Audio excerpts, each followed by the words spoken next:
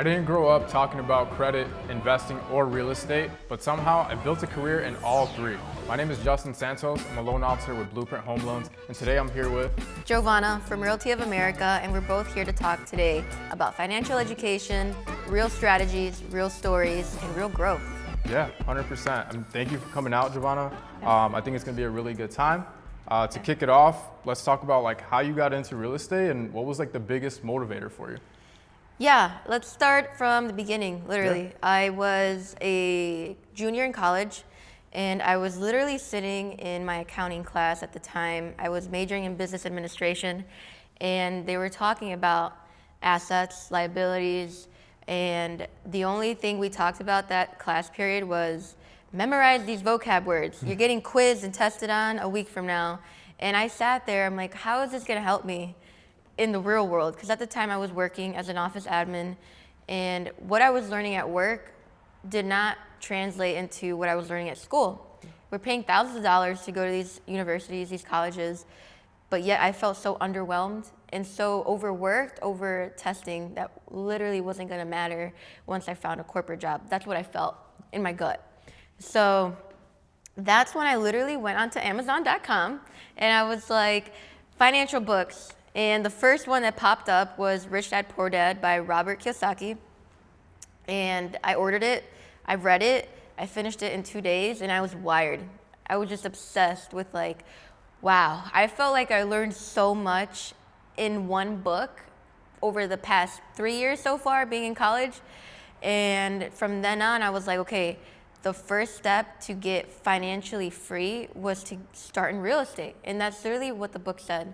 People always start, any millionaire, even if it's just any person trying to have, side cushion with money to pay the bills, to be like, I can't go on that vacation. His main message in the book was, people always say, I can't afford it instead of how can I afford it? And that changed my trajectory after that. So it was always like, I want to buy a house when I'm done with college. I want to go on this vacation. But with the paycheck I'm getting bi-weekly, I can't afford that. Right. I'm going to have to wait, another couple more years to save up to go when other people are doing it like nothing. Yeah. And so that's why I got my license. I started doing classes online to become an Illinois broker and just to see where it would lead me, literally. I knew nothing about the business, but I knew that I needed to learn that skill, that industry, to get me to where I wanted to be, right? But I guess I can turn that same question over to you. What got you into loans, Yeah, for sure. Yeah. We could start from the beginning too. It's funny that you mentioned Rich Dad Poor Dad because that was the same book that like turned everything for me. Mm-hmm. So if we go back like 6 years, 2020, graduated high school, Yeah. I started selling shoes, Okay. and I also picked up the book Rich Dad Poor Dad, and I read it, and it talked about getting into real estate as well, Yeah. and just how you can become financially literate. Mm-hmm. And so I ended up also getting my real estate license in 2020, Oh, you and I did? became a realtor. You did? Yeah. Before loans? Before loans, yeah. So we're gonna get there in a second. Okay. So I became a realtor, and I was like, you know what? Rich Dad Poor Dad book said invest into real estate and do this and do that, and you can become wealthy. And me being young, I was like, okay, this is gonna be the scapegoat. I'm gonna become rich, just become a realtor, Yeah. And I failed as a realtor. I didn't do well because I wasn't ready for what it takes to become a successful realtor. And especially me being young, I was like 18, 19 years old. It's not easy to succeed in this world when you're not ready, or in the real estate world when you're not ready for everything that it has to offer. Right. And so we fast forward a little bit. I didn't do well with being a real estate agent. And then I went and got a sales job, and I learned the foundations of what it is to really speak to people and understand one another. Yeah. And I was like, I really want to get back into real estate, but I want to go back on the loan officer side. I'm a big math guy. I love numbers. And I was like, let me be on the back end of the transaction and let me become a loan officer. So I did that about 2 years ago. And so now I'm here. Now I'm a loan officer, and I absolutely love it, and Yeah. sticking through. So that's how I got into my real estate journey. That's awesome. Yeah, no, you said you were working at another sales job Yeah.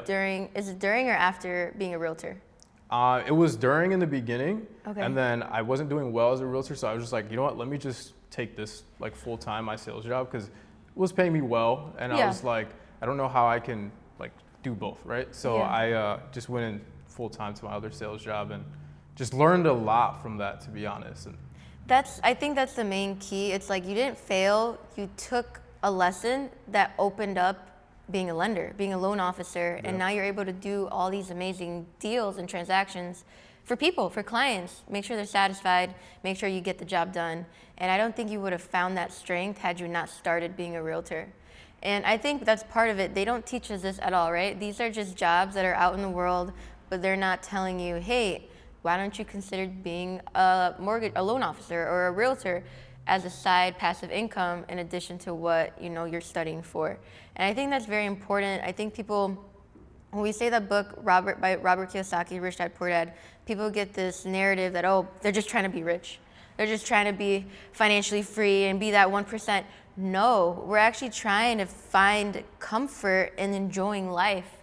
And numbers is a huge part of the game. I was terrible at math. To this day, I'm terrible at math, but I do my best, and I've learned processes that work for me, and I understand it now over time, what the numbers should look like for specific clients, how those numbers are calculated, what to look for in the market when people do end up buying or selling real estate. But again, that takes time. It's a skill that is not taught. And we put ourselves out there to learn that skill in order to benefit other people, to make people feel like they have a resource to go to, even at our age, right? It's not like, who do we know in our family that we can go to ask these tough questions? yeah. So 100%. No, I think that's like very important that you said, because sometimes we don't grow up around that at all. Like we mentioned earlier, like when you grow up, you're not always around the credit and the investing and the real estate talk. And so like going later into life, like when it's all smacked at you, you're just like, oh my God, how do I handle this, right? And so I think it's important that like we're getting on here and talking about it, because when I was like 10 or 12 years old, I wasn't taught about like credit or investing or real estate or anything like that, right? Yeah. So, but yeah, no, I mean, what would you say is something that you learned from like handling school and like your full-time job and like also being a realtor? So a lot of people said to me, especially throughout high school, Giovanna, focus on one thing. I was a master of all trades. I like to try so many different jobs. I was a swim instructor. I was working as a barista at a smoothie place. I was a host. I was a waitress. I was a ballet instructor at one point. It was like I would just want to learn so many different things because that's just what wired me. Like there's so much to learn, and I feel like if you don't know something, it's kind of like, what's the point, literally, of like everyday life? I can talk for days. Like I just, That's a good I thing. just, and I think that's why we do so well in these industries. But back to your question, I didn't have balance. I romanticized not having balance. It was just a way of like, okay, I gotta go there, I gotta go here, I gotta read this for this class, but now I have to read these contracts to understand what it means to list a house, a buyer's agreement in real estate. Now I have to network with attorneys. I'm a senior in college. What does that even mean, right? Yeah, right. But it's like, that is what excited me. So you really have to find passion, and you really have to enjoy what you're doing to be able to handle all these moving pieces. Yeah. Organized chaos, literally, at the end of the day. But again, I think I also got this from my parents. My parents do so many different things, and we are a reflection of our parents at the end of the day, how we were raised and the values that they taught us. My parents own a farm. My mom works full-time corporate, but also manages a full running business for countertops and cabinets. And my dad is a full entrepreneur as well. But it was like they moved from Illinois back to Indiana every morning to open up shop. And then my mom went downtown Chicago to clock in 9 to 5. And then after that, go back to the warehouse and make sure inventory is there and what are the job installations. So it was always a moving process. Yeah. And I like that. That's just how I was brought up, and I'm happy to say that I so far have been proceeding that life or family tradition so far. But yeah, like I said, in order to balance both, you have to be willing to understand there might not be imbalance or balance, and just roll with it and just soak it all in. It's a journey. It's a journey. and you're going to meet so many different people along the way, but it's again, where do you want to be and where do you want to go? That's just going to keep making you go through all these processes. Yeah. And go ahead. Sorry to cut you off. So it seems like from your parents, like they've been really busy Yes. their whole life, and you've seen that just Yes. growing up. And so now you're starting to take that on, like you're here doing this and you're doing that. You called it like organized chaos, right? Yeah. So what would you say it's like, what is work-life balance? Like, is that even a thing? Or is it just like you gotta just Great go? question. It definitely isn't. I'm not gonna lie. Everyone always talks about balance, your work life and your social life. There's no balance, really. It's, again, you just have to embrace the little bit of, for me personally, embrace the little bit of off time, daytime that you have throughout the week. To be like, oh, I can grab a coffee today. And just sit there and reflect, okay, going over the agenda, kind of just unwired for an hour or so, and then go back into it. But again, you have to like what you do so it doesn't feel like work. So it doesn't feel like it's not balanced. It's like, that's your life. You know, This is what I do and that's how I live and I like it.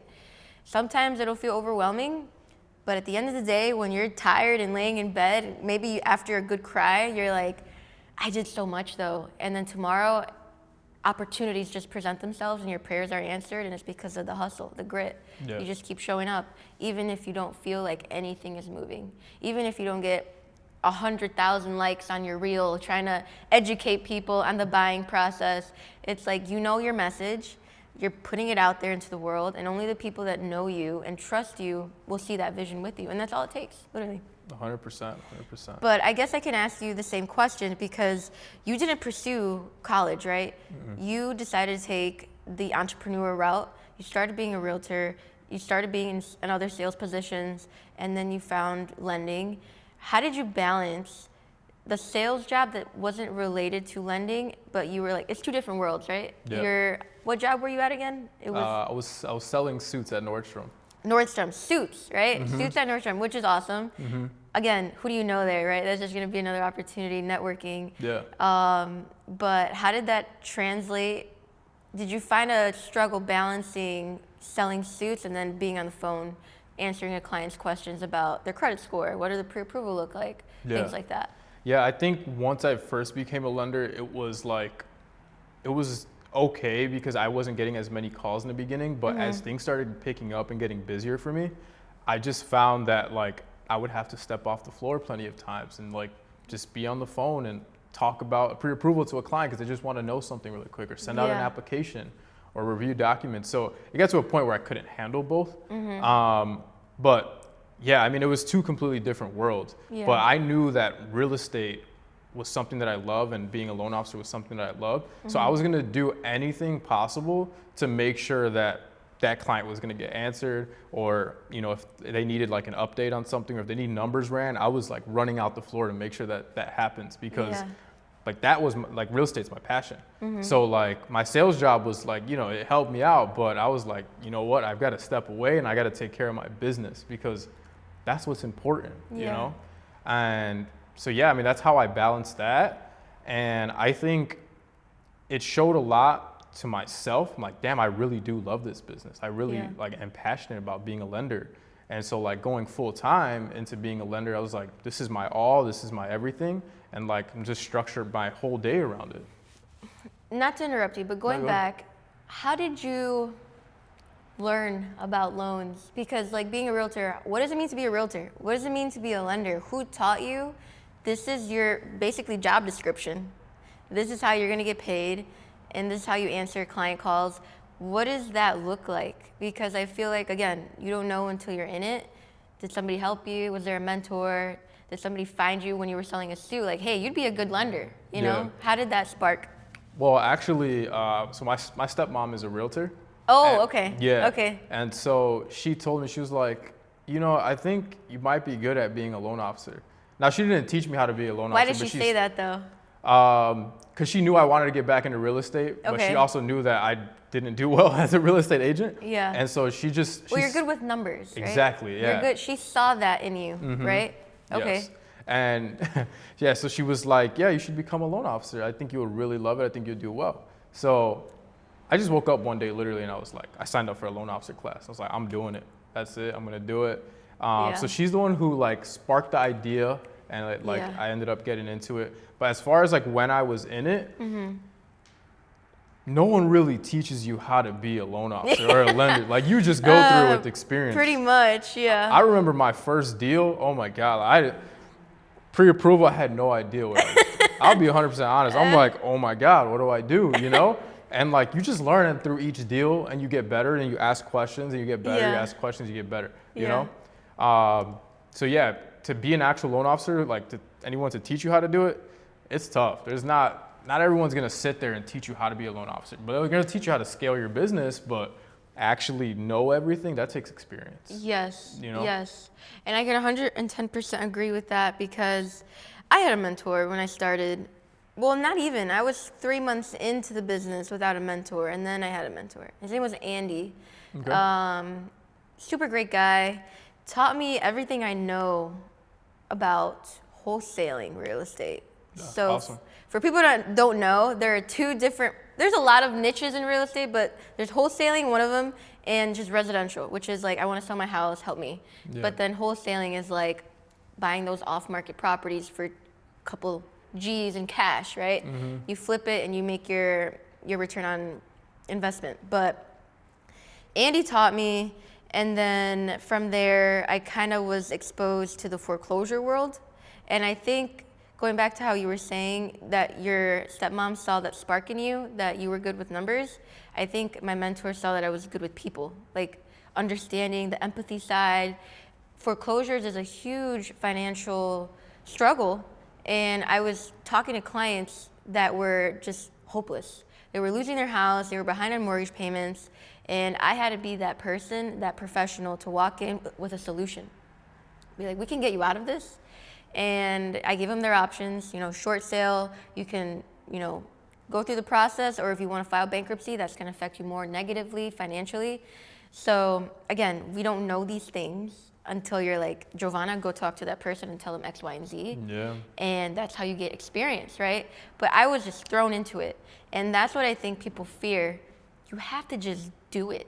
Do it. You just gotta do it. And I'm talking to somebody who loves numbers and gets numbers, and you're talking to somebody who's did numbers but didn't get numbers, if that makes sense, right, right. So you have to embrace your weaknesses and then make them your strengths. And that's, again, it's just gonna come down to the person about like, who do you wanna be? And do you even want to grow? Like, what is your goal in life, basically? Yeah, 100%. So for me and for you and I think we can align with that, is that we just want to grow. We want to help people because we know what it feels like, I think, to not have that help, to 100%. not have that information, to be afraid to ask questions because maybe they're going to think I'm dumb. Maybe they won't even give me the real answer. So we ourselves put ourselves in these industries to know the systems, to know the behind the scenes, so we know how to actually help people and not, add to the chaos over a check. 100%. So. Agreed. I mean, you touched on something that I feel like a lot of people don't see. You were talking about you're dealing with foreclosures. I think that's huge. Yeah. Because as a real estate agent, that's a lot because you're dealing with somebody who's in a very emotional state. Yeah. So to anybody who wants to get a career in real estate, like that's the behind the scenes. Like you really have to dive deep into like, someone's about to lose their house and you have to like coordinate with them. Like that's big. Like what, did that spark anything in you? Like did that make you realize anything? Like how Great question. crazy this industry can be?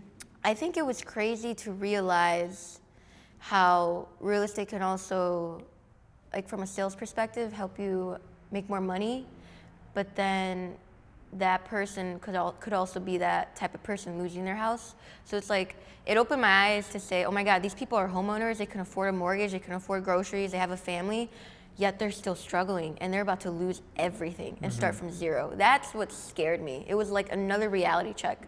I was like, wow, I was in this industry to learn finances, not aware that I was also gonna learn being an adult. Like, what does that actually look like? Yeah. And money, of course, plays a huge role in everything that we do. So again, going back to the question, I think what I learned most was, yes, I can be a realtor, but I also need to get people. And like absorb all the information, research necessary that was out there to feel like I'm making a difference. And I think, again, that just boils down to who I am as a person, what my goals are. It's just I want to feel fulfilled, and the only way I feel fulfilled to this day is knowing that I helped someone. Yeah. Whether that be to save a house, which is a big, accomplishment, or to help the person feel heard. Maybe they don't use me as a realtor, but I help them feel heard enough for them to either pay off what they owe and keep their house and like wake up. This is your ship. You are the captain. We're here to just be resources to help you see that. Yeah. Right? So again, I think it just sparked more of a the business administrative like mindset I was having. Like there's so many things that go into what that means. Yeah. So I think I answered your question. Yeah. I don't remember. No, that's good. That's good. I actually wanted to mention something too. Just dealing with people who are in an emotional state. Like I had a closing yesterday, and this client originally came to me. He had gotten a divorce recently, and another lender was helping him out, but completely ghosted him. And I came in and helped him. And, it was a very smooth transaction. But my point is that, I'm dealing with someone who recently got divorced. Yeah. I'm dealing with their whole financial situation. So it's emotional, like not everyone can take that on. It is a lot. It's and the best thing is you talked about helping people and how important that is. We were able to allow him to bring $0 to the closing table.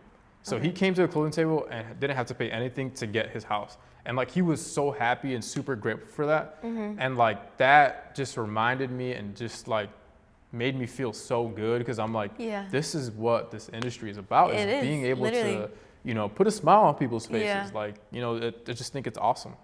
Yeah. And part of the things that people don't really get with like lending and realtor relationships, go back to the part where you said he brought zero money out of pocket to the closing table.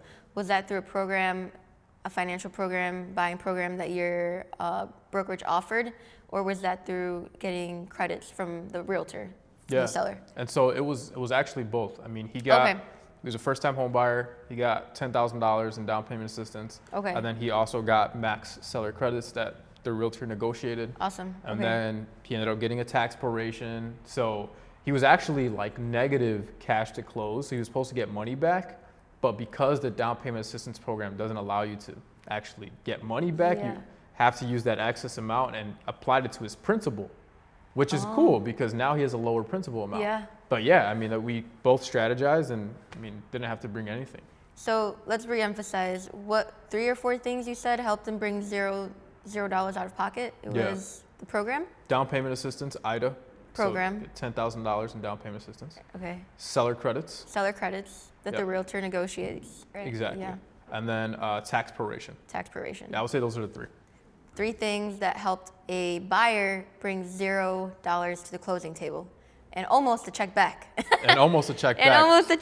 Which is, again, you wouldn't know this if we weren't in it to help people, find that out. So now if you're looking for a lender. We got you. We got Justin here. Her on the real estate side. We got the realtor to negotiate those credits for you. Exactly. But that's the beauty of real estate that a lot of people don't see is that you're able to bring that little bit to the closing table, even if it's a little bit more. I mean, if you can buy a house with less than $2,000, that's a steal. That's a steal. That's a steal. Yeah. That's a really big steal. And again, that's another question people have. It's like, how much do I need? Like, oh, my credit's not good right now. I'll wait another 2 years. How do you know? Yeah. Right? And I think part of that is because, they're going to charge me if I ask questions. They're going to charge me for the call. They're going to charge me for the consultation to just get informed. No, honey. This information is free. It's all free. It's up to you to do something with that information once we tell you what to do or give you just advice, So I've had several clients. We've had consultations. I give them the rundown, the buying process, the selling process. They're like, you know what? We're not ready this year, but now I know I need X amount to be able to buy 6 months from now. I need to pay off this loan or this debt in order to be able to buy that house that I want. Exactly. Instead of going into it not knowing, right? You're just assuming, you're giving yourself this false narrative that I can't afford it. Yeah. And again, it all goes back to that book, Rich Dad Poor Dad. It's not, I can't afford it. It's how can I afford it? Okay, yeah. And knowledge is key. Knowledge is free. Knowledge is everywhere. It's in these books. It's just about you doing something. Get up and pick it up, basically. Yeah, 100%. So. Yeah, I think knowledge is everywhere. And I think with buyers, I feel like there's like a misconception that was carried on from like back in the days to now, where like, you know, back in, like in 2008, like lenders were viewed as like bad because Like, they were they're money predatory hungry. lending. They just want your money. They don't care about you. Yeah. They want that commission, you know? Yeah, and same thing like with realtors. I feel like there's this pessimistic view, but it's like we're here to help, you know? Like, Exactly. That's it. And very great point, because realtors and lenders, we can say we charge 5%, 4%, 3%. That percentage we don't get to keep. That percentage is split with either your brokerage, or it has to be with your brokerage. For me as a realtor, it's split between the buyer. If I'm selling a property, I have to split 4% with the buyer, with my brokerage, and then after that, I still have to split it based off my commission split. Yeah. So it's split 3 ways. I don't get a $10,000 check. Maybe I end up getting $4,000. And that's after doing everything from the beginning, from even just having the consultation, guiding you through all the way until we close, making sure the buyer stays in the deal so that you can close, right? Making sure everything's aligned, negotiation, contracts, attorneys. There's a lot of work that goes into making sure your house sells, making sure you end up buying the house that you want, and that mortgage payment makes you feel comfortable instead of making you feel like you're growing gray hairs. Yeah. And that's why lender and realtor relationship is so important, because we're piggybacking off each other the entire transaction until we close and then we hand them the keys. 100%. So that's why it's so important. People always ask, well, I don't even think people know this, that once you get a realtor, you need a lender and you need an attorney. Yeah. Right?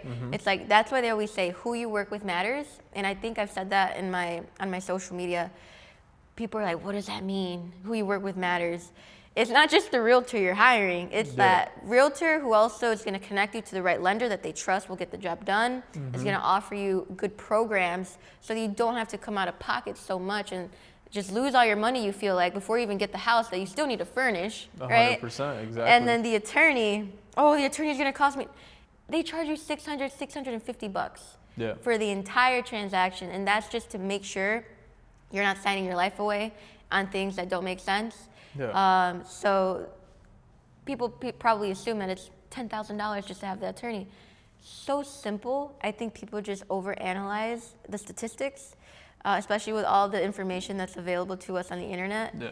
So again, that's why who you work with matters. Oh yeah. We're very 100%. transparent. I agree. I think you don't want to work with a team that doesn't like all know each other very well.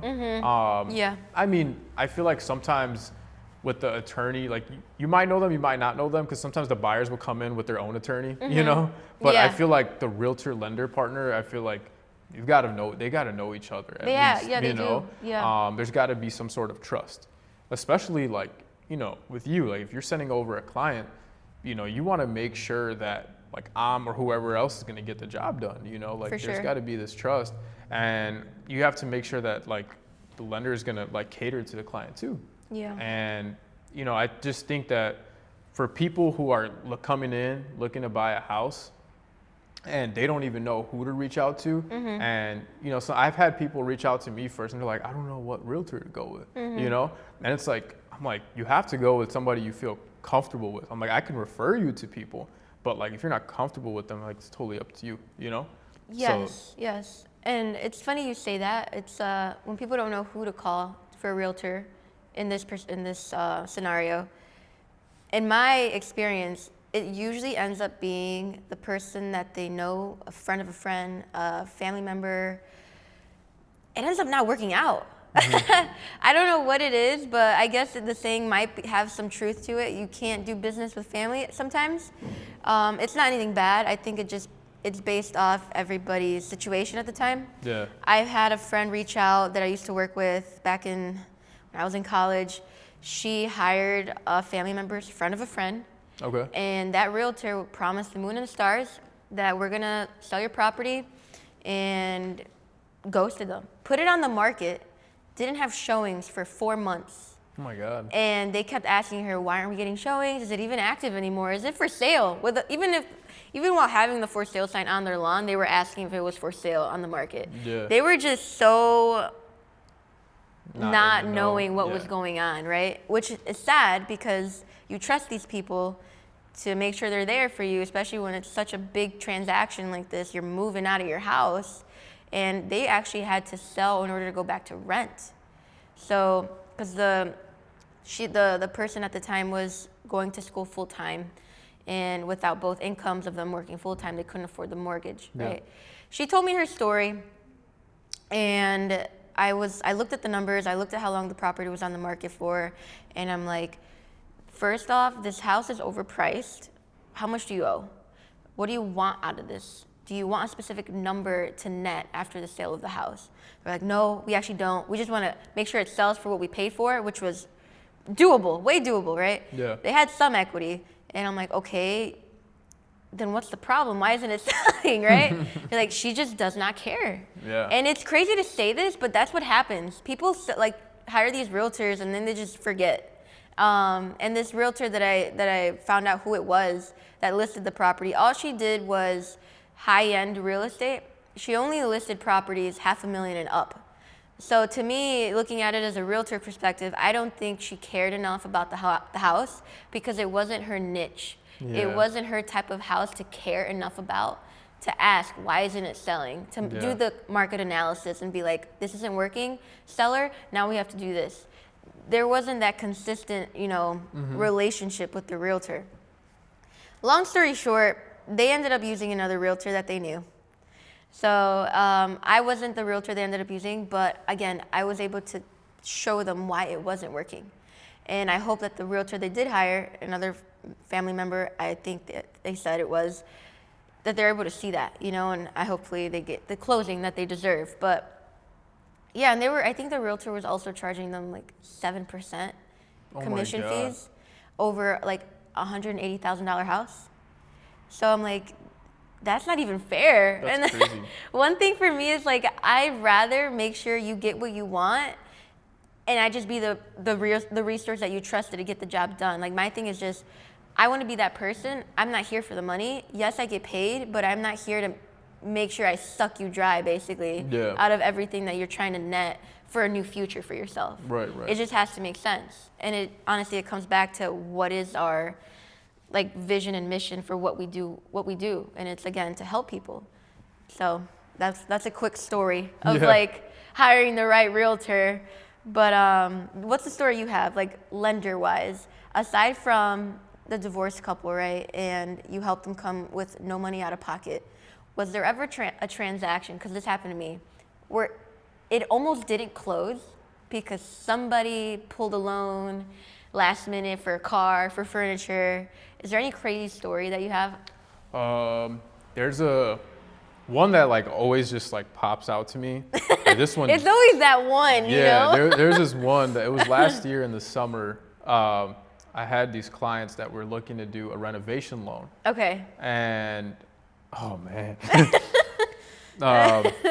So they were doing a renovation loan, an FHA 203K loan. Okay. And essentially what this program is that you can purchase a property and finance 100% of the renovation costs into the loan and still put down 3.5%. Okay. But the thing is that you're gonna need to get a contractor, and this general contractor has to go out and get you like a full bid. And so we ended up finding a property. We were ready to settle the contract, but in order for us to like run the numbers on this we needed the contractor to send us a bid. So the contractor was like, okay, he sent us a general bid. They went out and accepted the contract. And as time went on, 1 week into it, I was reaching out to the contractor and I was like, hey, I need like a full list. I need material costs, I need labor costs, this and that. He just sent a general one, which we can use for like, just to push it through. But I was like, I need a full detail. A full rundown. You know, where's this money coming from? What is it being used for? Exactly. Yeah. So I reached out to him. He's like, hey man, you know what? I can't talk right now. Like I'm in the hospital. I was like, okay. I'll leave it. Yeah. And I hit him up like 3 days later. And I was like, hey, dude, I'm reaching out just so we can get this these numbers in so I can push this file into processing. Yeah. And he's like, doesn't respond. Oh no. Yeah. Is he alive though? Is he okay? That's what I'm worried about. No. So I reach out to my clients. I was like, hey, like, can you reach out to the contractor? And they're like, yeah, he said that he's gonna get back to you shortly. I'm like, okay. You know, doesn't respond to me still. So I reach out like 2 days later and I call him. He was like, hey man, sorry, I was in the hospital. Like again, he says that. And I was like, okay, it's getting really fishy. Yeah. You know, I'm like, I just need the full list. It's just a piece of paper, basically. Yeah, right? I'm like, just fill this out. So I sent him even like a draft. I was like, just fill this out for me, please. Yeah. You know? And a couple days later, I call him, doesn't answer me. I tell my clients, can you reach out to him? Like, dude, we need this. Ghost the clients completely. Yeah.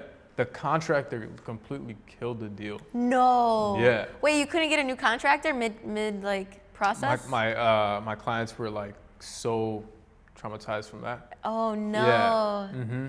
And so they were like, you know what? We don't even want to do this whole like 203K thing. Like, we don't want to do a renovation. Like, we'd rather, you know, let's just go find a property that just makes a little more sense. Because they're gonna buy a multi-unit. Okay. And so they're gonna buy a 4-unit and just do some like renovations around. Okay. And they're like, let's just go buy a 4-unit that actually is just a little bit more move-in ready. We don't have to worry about getting a contractor, and we can just fix some things up ourselves. Yeah. And so that deal ended up following through because the contractor just ghosted us. And I to this day, I've never heard anything from him. Oh man. Crazy. But we ended up closing on a 4-unit like 2 months later. Oh. Yeah. That's what we like, right? It's like you keep pushing through Yeah. after like setback after setback. And honestly, your work ethic shows because they still trusted you to do something different after that didn't work out, you know? Yeah. Sometimes when that happens, they're like, oh, they didn't work with the contractor, so now we're dropping the realtor and the lender. You know, it's like their work doesn't reflect us because we're all doing our jobs and we all have to come together at the end of the day, you know what I mean? Yeah. But, I think one thing that really like stood out with that transaction more than anything was like, I'm very big on like communicating with my clients, because if I was on the other end of the deal, like, I don't like to not know what's going on, you know? So I'm gonna do that vice versa. And I'm gonna tell my clients like, hey, this is what's happening. If this guy's not answering, I'm gonna tell you like straight up. If this is not looking good, I'm gonna tell you straight up. And so I think they respected the fact that like I kept them in the know and didn't just hide the issues from them. Yeah. You know, like, I'm gonna keep it 100. Transparency. Yeah, the transparency. Transparency. So I think they respected that, and I appreciate them like sticking with me, and you know, eventually we closed on a deal 2 months later. Yeah. How was that like your first year into the business or? Year and a half in. It was recent. It was in like, recent? Yeah, it was in 2025. The deal fell through in like July. Oh, recent. Yeah, deal fell through in like beginning of July, and then we closed in like September. That's awesome. Another one. Yeah. Okay. Yeah, so it was pretty recent. That was January, February, March, April, May, June, July. Okay, so in May, so like 2-3 months before that one, I was in a hurdle myself. Really? My clients came to me saying, and I made a video about this on Instagram. They're contractors. They're like, we need a farm big enough to put our business on, but also a house big enough to fit our growing family. So they ended up finding a house they loved in Moni. And we submitted an offer, but mind you, they could not buy that house until they sold their current house. So it's called a contingency. Right. So they had to sell their house the next day, close on the house that they actually liked, saw the proceeds transferred over to the new house. The selling agent for the house that they liked was awful.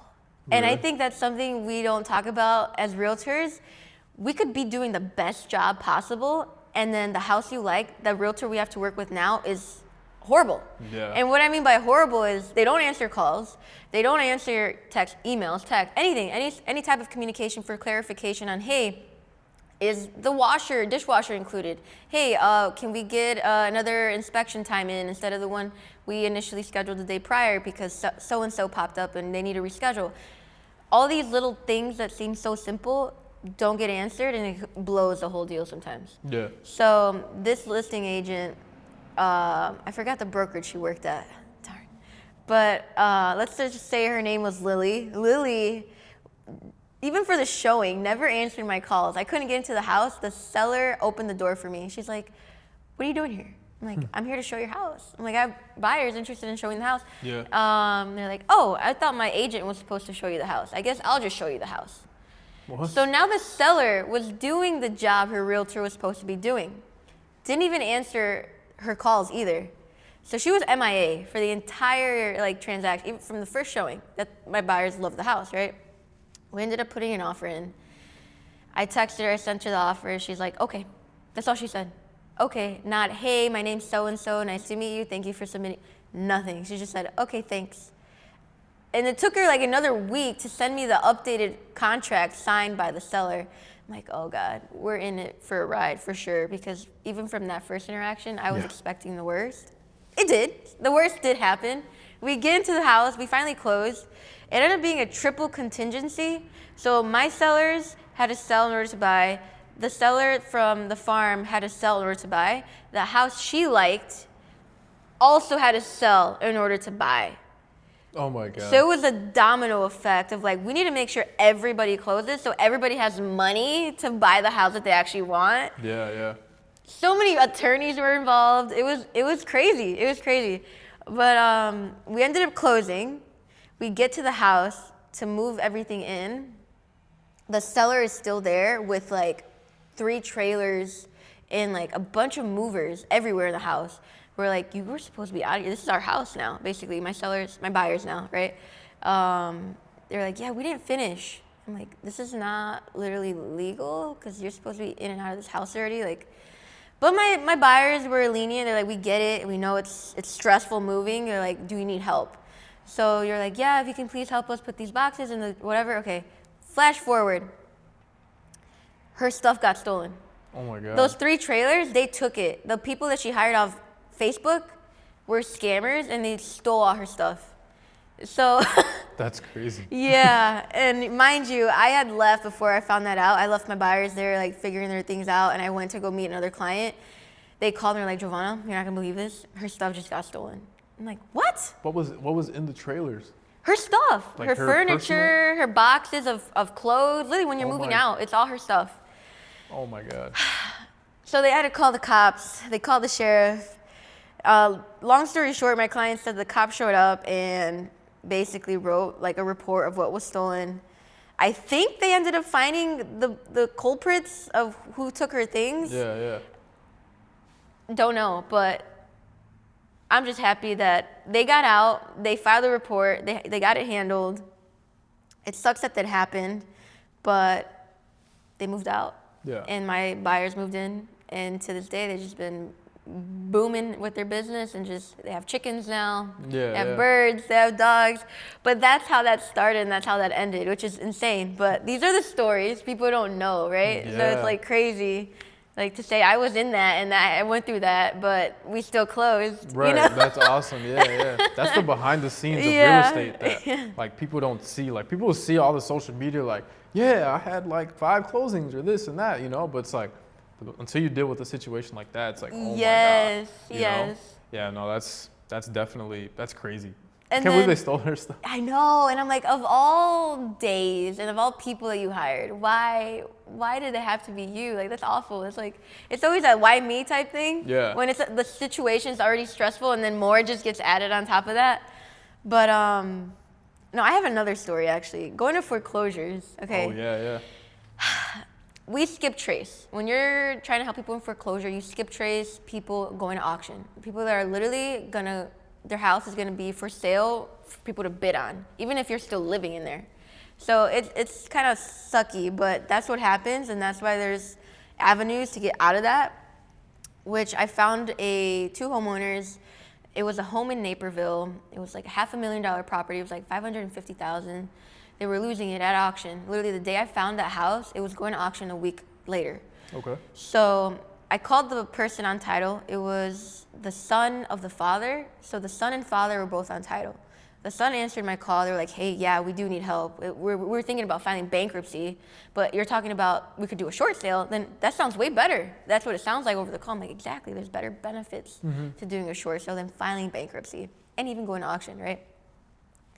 So he's like, yeah, let's meet up at my house. I'll give you a tour of the house. We'll read over the contract. I'll walk you through the steps. Perfect. I get everything settled or put together to take to the house. I get to the house. I knock on the door, but the father answered the door. And the only way I knew that was because he showed me a picture of him, like the son. I think his name is Omar. I might be wrong. Yeah. But he's like, yeah, my dad lives there. I'll meet you at the house later on. I get there. Omar's not home. He's at the store, right? The dad is like confused. He's like, who are you? Like, how did you get here? He's like looking around like, Yeah. I'm like, oh, I'm Giovanna. I talked to your son. Like, I understand you guys are about to lose your home. I'm here to help you figure out a way to get out of that. I try to break down, ease the tension, because he was on alert. He's like, get out of here. Like, I don't know you. Yeah. He didn't want to talk to me. Really? He did not want to talk to me. He literally looked into my soul. He's like, I do not need your help. I need you to leave. And it struck me so like deep. I felt like my heart break a little bit. I'm like, what the heck? Yeah. I'm like, that is not the tone and conversation I just had with your son, who really wants to get out of this situation, right? And I was like, I just looked at him in the eyes and I was like, okay. I just said, okay. I walked back to my car. I was just numb the entire drive back home. I was like, what? Am I even doing something right anymore? Like, he just took all my motivation and like all my like, I got you type energy. And I got home and I just cried. I'm serious, I just cried and I was like, man, I don't even think real estate is worth it anymore. I don't even think learning about this is worth it anymore. People don't want to listen. Yeah. And I think that was a lesson for me. It's like, do I listen? And after like reflecting and just like analyzing what happened with that client that day, I was like, I think I need to listen more. Even though I felt like I already was. Who in my circle, in my professional setting, is telling me information that I just say, I'm hearing them, but am I listening? And I think that was the lesson I took out of that. It's like, people aren't always gonna get you, even if you do have a solution for them. But always try to get the positive out of that interaction. Yeah. What did you get out of that conversation? Even though it hurt, I was still like in my first year of real estate. I wasn't gonna throw the towel. I'm like, there's so many people that are gonna say no, fuck off, you know, like, how did you get my number? But every no is one step closer to a yes. Yeah. And that's how I found the next client. I won't say his real name, but for sake of it being, his name was, let's say, James. James was a bartender. He had 4 daughters. He was losing his house in Joliet. And I called him. I cold called him. I'm like, hey, I'm a realtor with Realtor of America. I specialize in helping people in foreclosure situations. I understand 123 Maple Street is going to auction. I can get you out of that. He's like, yes. That was literally the first thing he said. Really? Yes. How did you get my number? He was so happy. And he's like, I can meet you tomorrow. He's like, I've been getting letters in the mail saying my house is going to go to auction. But super laid back, super like, finally somebody calls me to figure this out. To help. Yes. Flash forward. We ended up being able to get him a short sale, saved his credit, was able to buy again in 3 years rather than 5 years. And I also found the buyer, his neighbor. His neighbor next door bought 2 houses next to his and merged them, and they made their own like oasis. And they wanted to buy his, and they didn't know it was for sale until I came into the picture. And they ended up buying that house for $85,000 cash. Wow. And he got out of that. That's awesome. Yeah, and it was just, again, every no led to this, you know? And yeah, no, I'm happy to say that he's thriving. I actually did keep up with him. He and his girlfriend are trying to save up more money to buy a house big enough for their growing family. So yeah. That's super exciting. Yeah. Like, you change the trajectory of someone's life. You know? Literally, like, going through that whole like foreclosure or like auction, like that could have been detrimental to him, you know? But again, I could have given him all this information. It was up for him to be like, yes, let's do it. I need a change. And I told him that. I think you do too. We remind clients, you're in charge.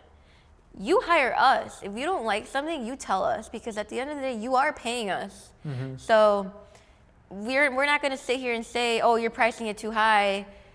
We got to do it. Like, we're going to first test your like strategy of buying a house or selling a house, and we're going to let you see that it's not going to work, and you have to trust the professional that was trained and has the experience to show you this is why it does work this way, and you still get the same outcome that you wanted initially, but with our game plan. You know what I 100%. mean? So there's that. That's awesome. Yeah. I want to transition a little bit into like being an entrepreneur. Yeah. And like what that means. Yeah. You know, for you, or like any piece of advice that you can give to people. Like, what's the mindset behind being an entrepreneur for you? I think anybody who knows me, I moved a lot as a kid. Anybody who knows me from middle school, elementary school, high school, I think people always knew that about me. It's like, you always know that kid in the classroom, right? Yeah. That is just gonna do something. And sometimes it's not book smart. Those people that always pass the test, oh, there's a smart kid. It's always the kids that are either one, the loudest, two, always joking around, or three, are terrible at grades, but can keep you interacted in a conversation and intrigued and have that attention, to be able to grasp attention span. That is the advice I think I would give people. Is like, don't be afraid to be who you actually are. If you got something to say it, you know? It's better to do the uncomfortable at a younger age so you know more about yourself and you know more about like where to take the next step as you get older, literally. So I don't think I answered the question. Maybe I did, but what was the question again? It was kind of a packed question. Okay. I was saying more so like, what is the mindset behind being like an entrepreneur? Yes. You kind of started it, like that's the stem of it, right? The like mindset, yeah, of just don't be afraid. Yeah. People who are afraid are just gonna follow routine. They're gonna follow what they're being told. They're gonna go clock in and clock out and go home and feed the family, and that's it. Yeah. That's so boring. Routine. Yeah, to me that's just so boring. But hey, no disrespect to people that enjoy that. Yeah. If that's your passion and you feel fulfilled and happy doing that, then keep doing that. Yeah. I'm not gonna be one to be like, if you're not like me, then no. I like to be around people who feel fulfilled, that have a purpose, that have a mission, and don't just talk about it. They actually do it. Yeah. I see it in their actions. I see it in the way they speak to people. I see it in the relationships that they have with others around them. So, and I think you and I can relate to that because you also have a very strong sphere around you that kind of saw that potential, that spark to be like, they're gonna be more than just, Justin's not just gonna be Justin. Justin's gonna be this, and that, and it's just gonna be great, you know? But it's also having that energy and ambition for other people to see, you know? So I don't know. It's all mindset, but you have to train your mindset. Yeah, for sure. I don't think it's like, you're not always just given, you know, that Definitely mindset. not. Like, you have to grow it, you have to train it, and it's all through experience. I think being able to learn how to be uncomfortable, and that's where you grow, and that's what entrepreneurs do, right? Is they grow, and so they put themselves in these situations where, like, you know, like doing your first podcast, right? Like, don't know if it's gonna work, right? But we're out here, you know. You test out different, test out different things, and you just put yourself in this like situation where you're uncomfortable, and that's where growth happens. And I think that's the mindset of an entrepreneur, is like growth only. That's how I see it, is like you're always looking to get to the next level. All right, guys, I hope you guys found a lot of value in this podcast. We were going back and forth, just sharing different stories, dropping gems left and right. So if you guys appreciate this, give us a like, give us a follow, and we're probably gonna be doing a couple more of these, so stay tuned. It was great having you on the podcast. Thank you for having me. Yeah, it was our pleasure. I'll see you guys on the next one.